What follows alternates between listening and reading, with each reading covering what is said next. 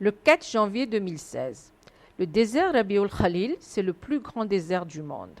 En arabe, cela signifie un quart de la terre. Nous sommes sur l'autoroute 39 à 160 km de Salalah. Nous devons nous rendre à Kashbe Shisher, anciennement nommée Obar. C'est une ville perdue de l'histoire de l'année 5000. Cette ville était extrêmement joyeuse. Elle a été construite par Shahi Shiddad. C'est le fils du prophète Had. C'étaient des hommes puissants, leur corps paraissait d'acier, ils étaient toujours vainqueurs et personne ne pouvait les terrasser.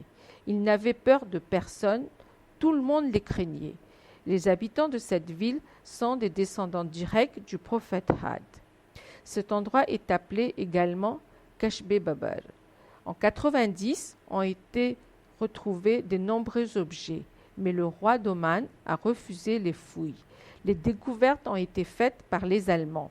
Alors, c'est devenu un patrimoine mondial de l'UNESCO. Effectivement, cet endroit, le roi de Shiddad avait fait construire Jannatul Azi, le paradis.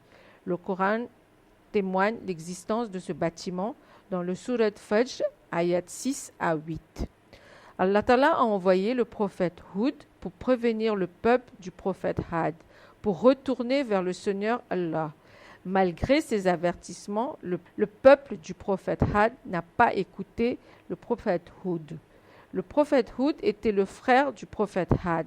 Le Coran a témoigné cela dans le Surat 11, ayat 50 à 53, 59 à 60, Surat 41, ayat 15, Surat 46, ayat 21 à 22. Comme le peuple du prophète Had n'a pas écouté le prophète Hud, Allah a puni ce peuple qui a été détruit par la tempête du désert. Avec le bruit de la tempête, les tympans ont explosé. Les gens moururent, mais les maisons n'étaient plus que des ruines habitées par les hiboux.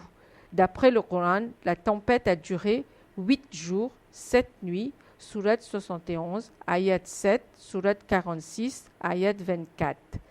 Et à 30 km de cette ville de Obar, le peuple du prophète Had, qui ont été punis par Allah, les cadavres sont toujours présents, enveloppés dans le sable. Nous n'avons pas pu visiter cet endroit car la nuit tombait.